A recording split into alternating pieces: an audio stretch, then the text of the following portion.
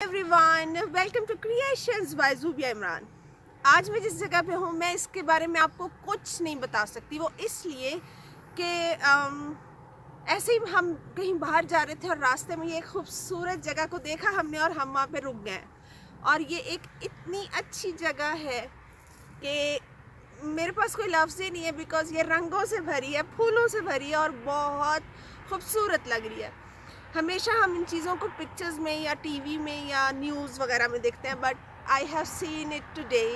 इतने सारे फूल और मुझे बहुत अच्छा लगा। इस तरह के मौके जब अचानक आपकी आंखों के सामने बहुत ही खूबसूरत मंज़र आ जाए तो ये अल्लाह ताला का एक तोहफ़ा होता है जो अचानक आपको एक अच्छी महसूसात देकर जाता है। तो ऐसे लम्हे कभी मिस ना करें, ऐसे लम्हों को कभी भी रॉइन ना करें। कोशिश करें कि उन लम्हों को, चाहे कुछ सेकंड्स के लम्हे हों, जी लिया जाए। मुझे अक्सर हैरत होती है उन लोगों पर जो अपनी ज़िंदगी के लिए बड़े बड़े वाक़यात, बड़े बड़े लवाज़मात और बड़ी बड़ी चीज़ों की डिमांड करते हैं। मुझे लगता है खुश होने के लिए कुछ मंज़र ही काफ़ी हैं, खुश होने के लिए चंद फूल ही काफ़ी हैं। तो ज़िंदगी से इतनी क्या शराइत रखनी कि आप उन शराइत के पीछे भागते भागते अपना वक्त ख़राब करें और इन लम्हों को ज़ाया कर दें। तो मुझे लगता है अल्लाह ताला की दी हुई हर खुशी, चाहे वो किसी छोटी चीज़ में छुपी हो या किसी बड़ी चीज़ में, उसको बहुत शुक्रगुजारी के साथ वेलकम करना चाहिए। इसलिए चीज़ों के हसूल की खातिर उनके पीछे भागते लोग मुझे कभी इंटरेस्टिंग नहीं लगते। अल्लाह ताला ने जिस मकसद के लिए आपको दुनिया में भेजा है वो मकसद जानने की कोशिश तो करें। हम कुछ और चीज़ों, कुछ और प्लान्स को लेकर ज़िंदगी के तमाम वक्तों को भूल जाते हैं और उन चीज़ों के पीछे भागते हैं जिनका आखिर में कोई हासिल ही नहीं। दौलत, मर्तबे, बड़े बड़े घर, बड़े बड़े मकान कभी किसी के काम आते हैं? कौन अपने साथ ये चीज़ें लेकर जाता है? तो जो लम्हे हैं, जो वक्त है, उसको अच्छे से गुजारना चाहिए। बनाने वाले की तख्लीक को देखकर दिल और आंखें दोनों ही खुश हो जाते हैं। जब ज़मीन पे बिखरे इतने बेशुमार रंग आपके इर्द गिर्द होते हैं और आप ख़ुद को उनमें मौजूद पाते हैं तो इस खूबसूरती की कोई मिसाल हो ही नहीं सकती, उस सुकून का कोई आलम हो ही नहीं सकता। तो मुझे लगता है कि सुकून तो आपके दिल के अंदर होता है। मैंने अपनी पूरी ज़िंदगी में एक चीज़ को सीखा है और बहुत शिद्दत से महसूस किया है कि बचपन से लेके ज़िंदगी के आखिरी दिन तक आपकी पूरी ज़िंदगी एहसासात का मजमुआ होती है। इसके अलावा ज़िंदगी के दूसरे कोई मानी ही नहीं है। आपका दिल दिमाग सुकून से है तो आपकी ज़िंदगी अच्छी है। आपका दिल दिमाग अगर बेचैन और परेशान है, इट मीन्स आपकी ज़िंदगी अच्छी नहीं है। क्या कोई लफ्ज़ इस खूबसूरती को जस्टिफाई कर सकता है? उन लम्हों को जिन लम्हों में इतने सारे रंग, इतने खूबसूरत फूल और इतनी हरियाली आपके आसपास हो। मुझे लगता है कि अगर शुक्र करने के अल्फाज को काउंट किया जाए और शुक्र करना शुरू किया जाए तो सुबह से शाम हो जाए और अल्फाज कभी ख़त्म ही ना हो। यहाँ सिर्फ आप एक मिसाल देख रहे हैं। अल्लाह ताला की बनाई हुई बेशुमार ऐसी चीज़ें हैं जिनका शुक्र अदा करें तो ये ज़िंदगी छोटी पड़ जाए। तो हम कहाँ भागते हैं, हम कहाँ पे चीज़ों के मुतलाशी रहते हैं, हम कभी पुरसकून ही नहीं होते। हम और से और की तलाश में, और से और को पाने की हाजत में, हम और से और आगे से आगे पहुंचने की तलाश में सारी ज़िंदगी बेचैन रहते हैं। हम ठहर क्यों नहीं जाते, हम एक जगह रुक क्यों नहीं जाते? ये ज़िंदगी का मकसद कुछ और ही है और हम भागते भागते भागते भागते एक दिन ऐसा थकते हैं कि उसके बाद हमारे पास कोई वक्त बाकी नहीं रहता। तो टाइम वेस्ट करने की ज़रूरत नहीं है। ज़िंदगी को फ़ोकस करें और ज़िंदगी में ऐसी चीज़ों को फ़ोकस करें जो आपको सुकून दें, जो आपको तसल्ली दें, जो आपको मुकम्मल कर दें।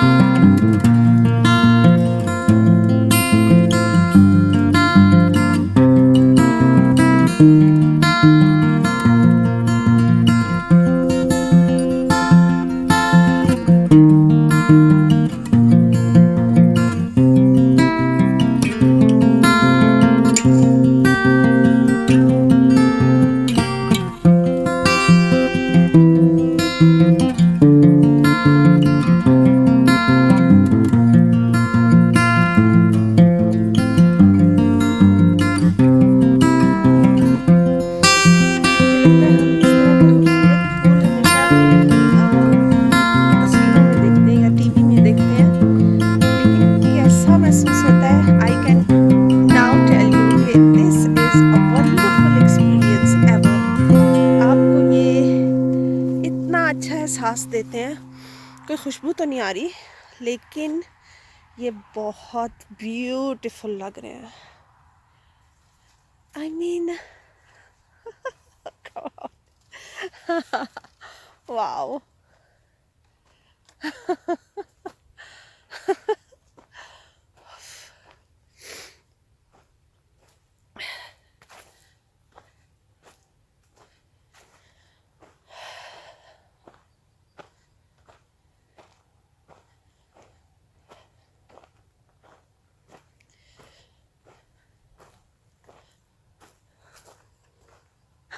वाह।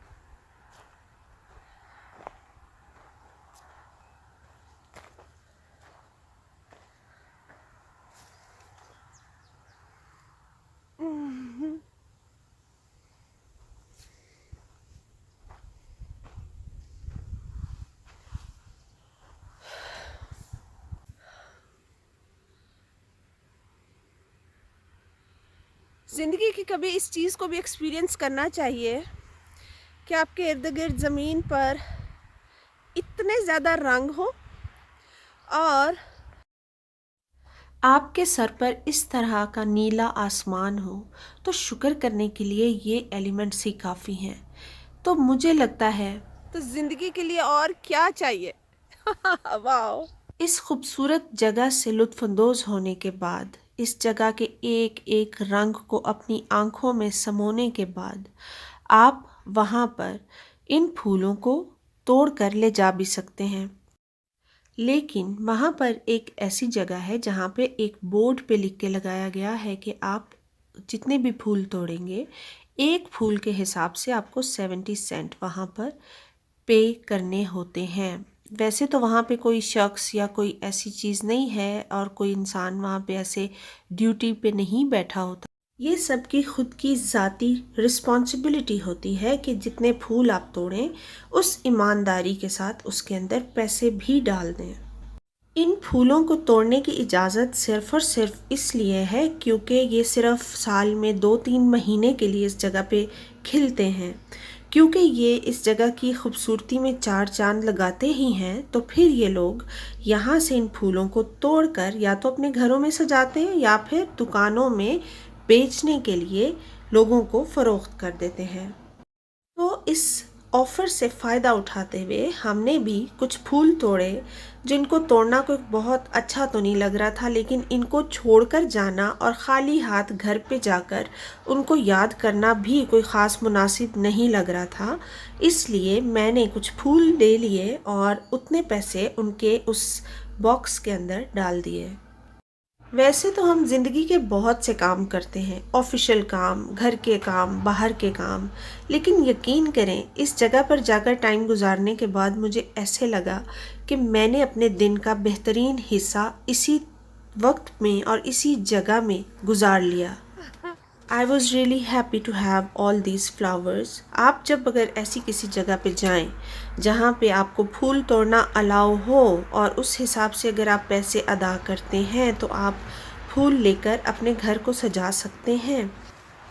इस खूबसूरत ऑफ़र से फ़ायदा उठाते हुए मैंने भी कुछ फूल तोड़े और जैसे कि आप देख रहे हैं यहाँ पर एक बोर्ड लिखा हुआ है और उसके ऊपर तमाम इन्फॉर्मेशन है कि किस किस किस्म के फूल आप यहाँ से तोड़ सकते हैं और उनका 1 बाय 1 रेट क्या है। पास में ही उन्होंने कुछ कटर्स रखे होते हैं ताकि आपके हाथों को नुकसान ना पहुँचे और आप उन फूलों को आराम से काट कर वो कटर वापस रख दें। जैसे ये सूरजमुखी के बहुत सारे ऐसे पौधे जो कि कुछ बहुत ज़्यादा सॉफ्ट नहीं होते, उनको बहुत सारे कांटे लगे होते हैं और वैसे भी वो थोड़े से हार्ड होते हैं काटने के लिए। और बिलीव मी, सूरजमुखी के पूरे खिले हुए फूल को देखना एक बहुत ही खूबसूरत फील भी होती है। सूरजमुखी के फूल और उन पर पक जाने वाले बीजों से तेल निकाला जाता है। इसके पूरे प्रोसेस को अगर आप जानना चाहें तो आप गूगल की मदद ले सकते हैं कि सूरजमुखी के फूलों से तेल कैसे बनाया जाता है, जो कि खानों में भी यूज़ होता है। तो हमारे कद से लंबे लंबे ये दरख्तनुमा पौधे और हमारे मुंह से ज़्यादा बड़े बड़े ये फूल बहुत ही खूबसूरत थे। इन पर बीज पूरी तरह से पक चुके थे और इनके फूलों के इर्द गिर्द काफ़ी सारे शार्प एजेस थे जो कि आप हाथों से नहीं टच कर सकते। तो जब कभी आप सूरजमुखी का फूल तोड़ने की या काटने की कोशिश करें तो ग्लव्स ज़रूर लेकर जाएं। एक चीज़ जो मैंने मिस की, मेरे ग्लव्स और मेरी पूरी प्रिपरेशन होना ज़रूरी थी, या कोई बैग या कोई ऐसी चीज़ जिसमें मैं अपने फ्लावर्स को अच्छे से कैरी कर सकती, वो मैं नहीं लेकर जा सकी क्योंकि मेरा कोई प्लान नहीं था कि मैं ऐसी जगह पे जाऊंगी और अपना टाइम स्पेंड करूंगी। अपनी पसंद के तमाम रंगों के फूलों को काट लेने के बाद मैंने गाड़ी में रखा और वापसी पर वहाँ पर बनी हुई जगह के मुताबिक अपने फूलों को गिन कर उसमें पैसे डाल दिया, क्योंकि ये हर इंसान का ख़ुद का फ़र्ज़ होता है कि अगर आप कोई चीज़ लें जिस पर कि कोई इतना ख़ास चेक नहीं हो, जैसे कि सिक्योरिटी चेक और anybody must be there to see और चेक और count your money according to your flowers, तो आपको चाहिए कि ख़ुद अपने अखलाकियात का मुजाहरा करते हुए वहाँ पर प्रॉपरली पैसे पे करें और वापस अपने घर को चले जाएं। हर साल इन फूलों के मौसम आने पे मैं पूरी कोशिश करूँगी कि मैं हमेशा यहाँ आऊँ और अपनी पसंद के फूलों को इंजॉय करूं, उनको देखूं, महसूस करूं और बहुत सारा शुक्र अदा करते हुए इन लम्हों से फ़ायदा उठाऊं। ख़ुद को अच्छी तरह जानते हुए मैं ये बात जानती हूँ कि ये मंज़र, ये फूल, ये तमाम रंग मुझे खुश करने के लिए बहुत काफ़ी हैं।